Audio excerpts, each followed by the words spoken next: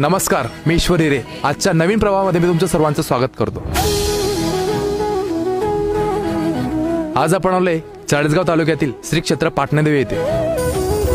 हे ठिकाण गवताळा अभयारण्यात व सह्याद्रीच्या डोंगर रांगेत वसलेले आहे. या मंदिराची उत्पत्ती दक्ष प्रजापतीने जेव्हा यज्ञ केला होता सती मातेचा, त्या टायमाला त्यांनी शंकर भगवान आणि माता पार्वतीला आमंत्रित न करता तो यज्ञ केला होता. त्या यज्ञात त्यांना आमंत्रित न केल्यामुळे सती मातेनं यज्ञकुंडात उडी घेतली. पार्थिव शंकर भगवंतांनी क्रोधित होऊन खांद्यावर घेऊन जेव्हा निघाले तेव्हा ते ह्या समोर पर्वतावर आले आणि त्या सुदर्शन चक्रांनी भगवान विष्णूंनी त्यांच्या शरीराचे पार्वतीच्या पार्थिव शरीराचे 108 तुकडे केले. त्यापैकी एक उजव्या हाताचा पंजा तिथे पडला आणि तिथे एक शक्तीपीठ निर्माण झालं. त्या शक्तीपीठाचं नाव चंडिका देवी असं पडलं आणि तेच शक्तीपीठ तिथून गोविंद स्वामीने सेवा करून ती देवी त्यांना प्रसन्न होऊन खाली आली इथं. आणि 11व्या शतकात हेमाडपंथी राजानं बांधलेलं